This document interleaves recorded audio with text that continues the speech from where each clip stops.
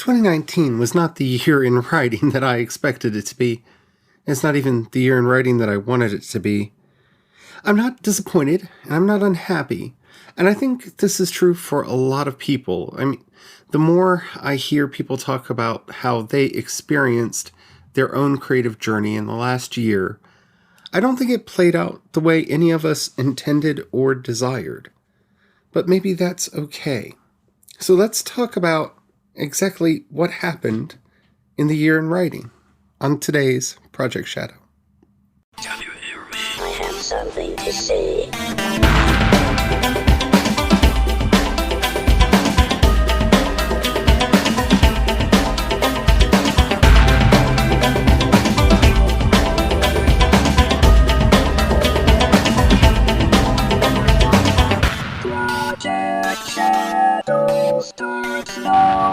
Hello everyone, how are you doing today? My name's Charlie. You might know me better as sci-fi fantasy writer C.E. Dorset, especially if you're reading my latest book, Crucify My Love. And yeah, last year was a strange year, wasn't it? I mean, for a lot of reasons. And I have feels that I want to share. But before we get into all that, if you haven't already, please do take a moment to rate this podcast in whatever app you're listening to me on. It really does help out a lot. It tells the algorithms to share the podcast with more people. The more people that listen, the bigger the community.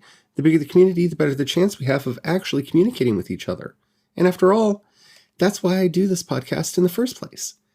Thank you to everyone who's already done that.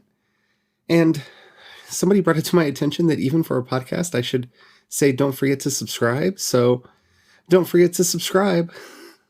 There, I said it. It feels weird on a podcast. Anywho. So if you would have asked me last year where I would be today, I had planned to publish 3 books last year, and I published 1. And that's not exactly good for my publishing schedule, but it actually is good for me as a human being. And that's where I think we need to get started with our plans for next year. I had intended to spend most of this year working on the Mask of the Gods series and to get the other 2 books out in 2019. That was my original intention. That's what I set out to do. There were also a couple other projects that I wanted to get done, and I didn't.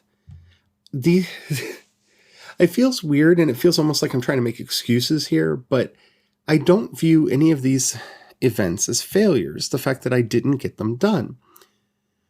Because what happened over the course of 2019 for me is I rediscovered my love of writing, I rediscovered my love of world building, and I reconnected with so many things that I had lost during the dark times. And I'm not going to spend a lot of time talking about my issues with depression that, over the years previous, because I've talked about that on numerous shows before. But this year for me was much more about reconnecting to and rejuvenating my creative spirit than it was about production and publication. This turned into a year of actual beneficial self-care where I learned how to reconnect to my own fiction, reconnect to my stories, and reconnect to the fandoms that I have loved to participate in over the years. And it wasn't easy, because that's one of the things that I think really kind of, especially in the first part of the year, this year, set me back and made it difficult for me to realize what it was that I wanted to do. And all of this stems from, and I'm going to bring it up here because it is so germane to what I'm doing, the reaction to The Last Jedi. The Last Jedi being one of, in my opinion, the best Star Wars movies, and possibly my favorite Star Wars movie that has ever come out. I naively expected its reception to be positive because it did everything that we as fans had been complaining about for years. It reinvigorated the franchise. It shook things up. It took Star Wars in a bold new direction and really did reconnect to the source ideas of what makes Star Wars Star Wars. And to see the backlash, and initially not to completely understand the backlash that occurred around this movie, and not realizing that a lot of it was, not all, but a lot of it was ideologically based and more there to try to score points against Disney or to score points against some fictive culture war that people believed was going on. And little of the actual discourse around this film had much, if anything, to do with the film itself. And that kind of disturbed me in a way, because we ended up discussing this franchise that I love from the point of view of how particular fans and their ideologies interact with it, rather than the merits of the work itself, whether or not the work itself was any good, whether the work itself had merit. And I'm not going to get into all of the problematic concepts of merit and what have you, but needless to say, the fact that this genre that I love of fantasy and space fantasy had apparently fallen apart, and fandom had fallen apart, and I had yet to really reconnect with any of the aspects of sci-fi and fandom that I once lovingly participated in. And it took a while for me to kind of realize where it was that I wanted to be. And honestly, this is where I have to say thank you to all of you for helping me get there.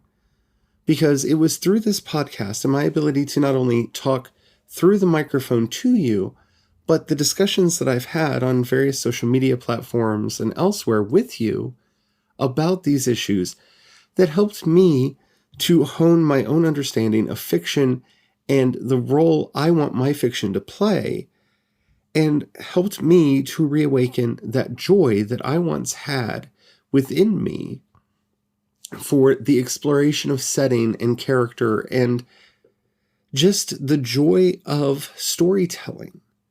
Without you, I don't know where I would have been this year. And I really do mean that, so thank you. Try not to get all misty-eyed, but you know me, I'm that person. And that's what really derailed me for most of the year, is I was trying to figure out where I belonged. The initial reaction that I got to Crucify My Love and to a lot of the work that I was doing was more or less that I needed to just focus on being more commercial. And honestly, that's something that weighs on me, because yes, I love writing and I want to just tell the stories that I want to tell. But at the same time, I need to be able to support the activities that go into this. I need to make sure that when I need to buy a new copy of Scrivener or Aeon Timeline or any of these other things, I have the money to do it. And so there is a part of me that wants my fiction to sell. There's a part of me that wants my fiction to find an audience. And a lot of this here was spent examining how my work gets out, and not as much time and effort and energy was put into creating new work. And I don't think I'm going to allow myself to do that going forward. I get into these cycles and these traps where I start thinking about what it's going to be like when how I'm going to maximize this and maximize that. And I spend way too much time on the marketing and the outreach and how I'm going to do those things, much more time on that than I actually do creating and crafting the fiction. And to be honest, that's pointless if I don't have the books. The books have to come first. The creative work has to come first. And that's really something that I learned this year. And it's not something that I didn't know previously. It was just something that really got reinforced for me as I worked harder and harder trying to understand how to build up my following on Twitter and Facebook and Instagram and how to connect with more people that may or may not be interested in my work, and finding World Anvil and falling in love with the tools over there, which I'm probably going to be talking about on Monday's show, Monday or Tuesday's show. And this was all a lot of stupid, unnecessary soul searching that I'm so glad that I did. Because in a lot of ways, I ended up getting it out of my system.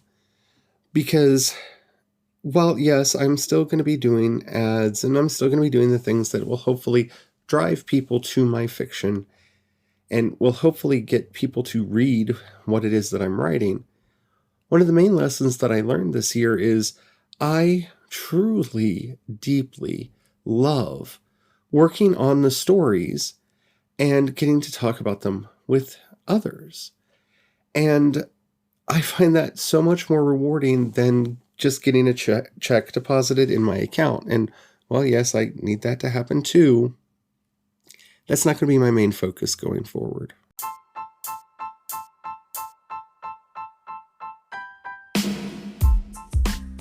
So, what are my takeaways from the last year? Well, that I need to have fun. And I think a lot of writers need to remember that. You know, I watched so many writers that I respect burn out over NaNoWriMo this year.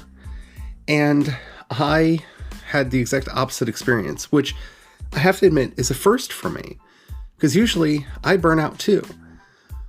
But I couldn't wait every day to go in and start writing. I couldn't wait to tell my story. And I think a big chunk of that was that while I had goals that I wanted to hit, and I had, I wanted to win Nano. I mean, who participates in Nano who doesn't want to win it? But my main goal was to tell a story that I loved and to have fun with these characters that I really love spending time with, and I don't know when I'm going to write about them again. And that change in perspective, for me at least, changed everything about my experience actually writing the book. My experience actually telling the story.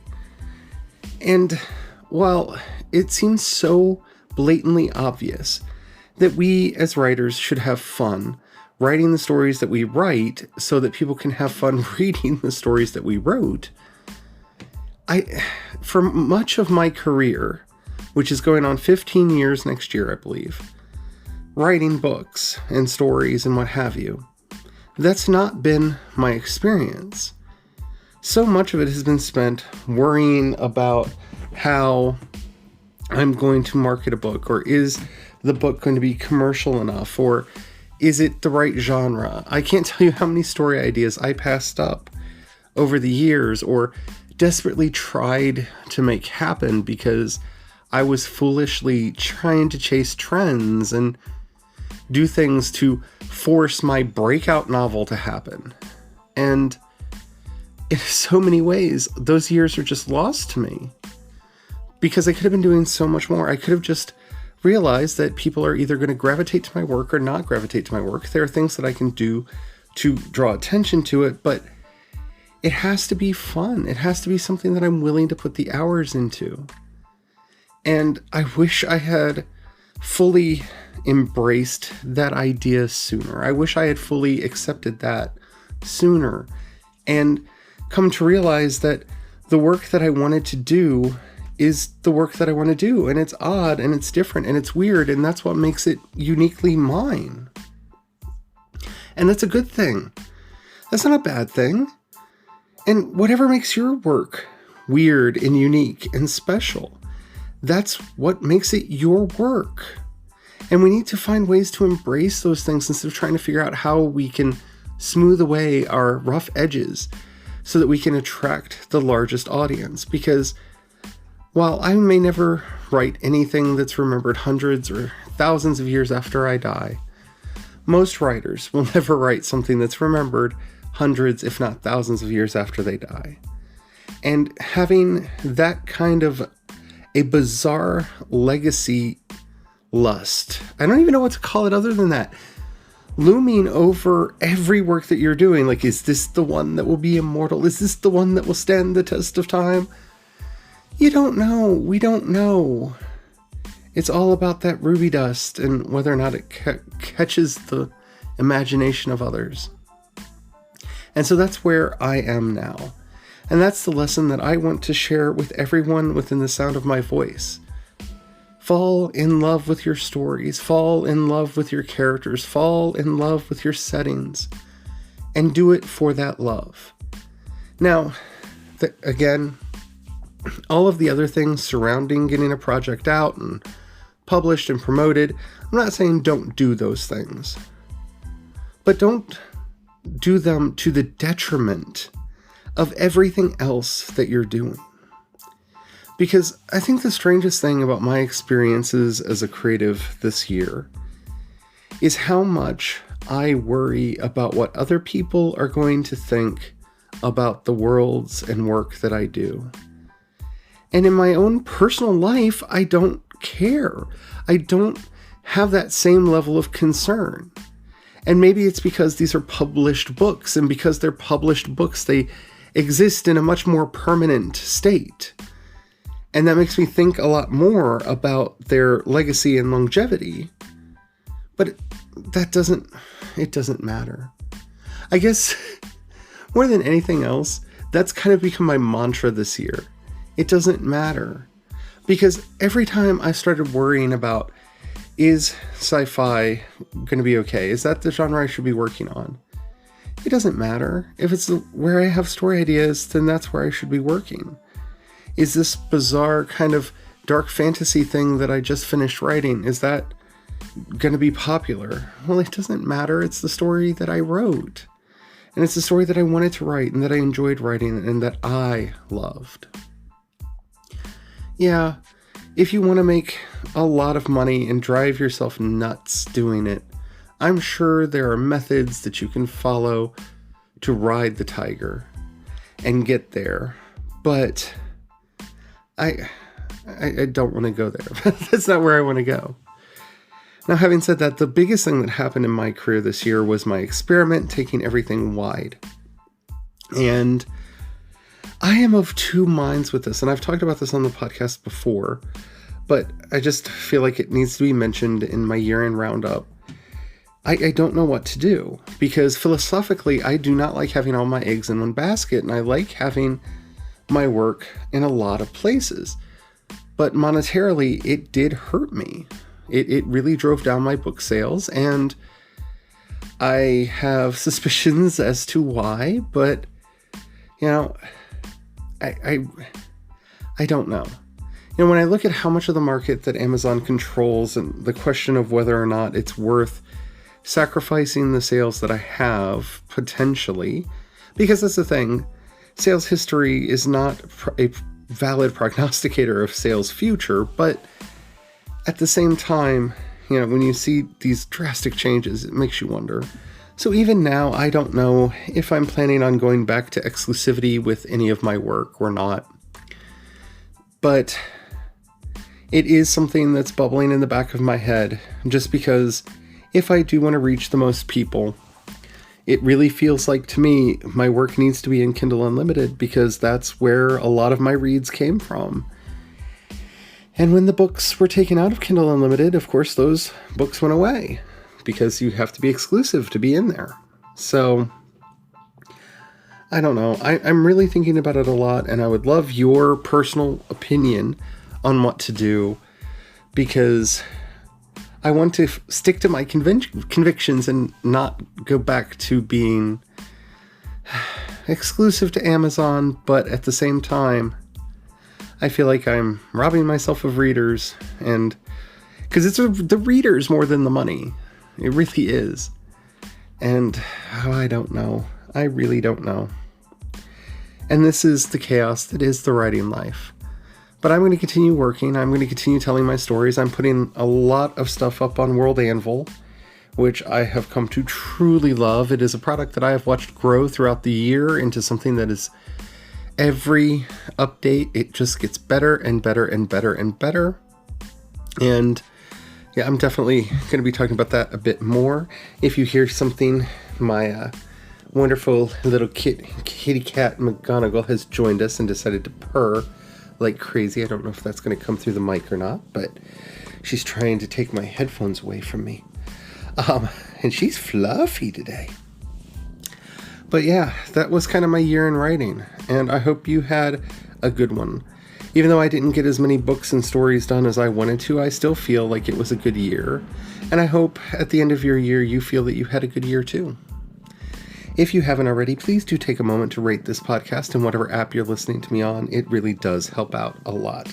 If you have any questions, comments, or topics you'd like to hear discussed on the show, you can go down into the show notes and you'll find a link to the voice message system. Keep it short, keep it clean so I can use it on the show. I would love to hear from you.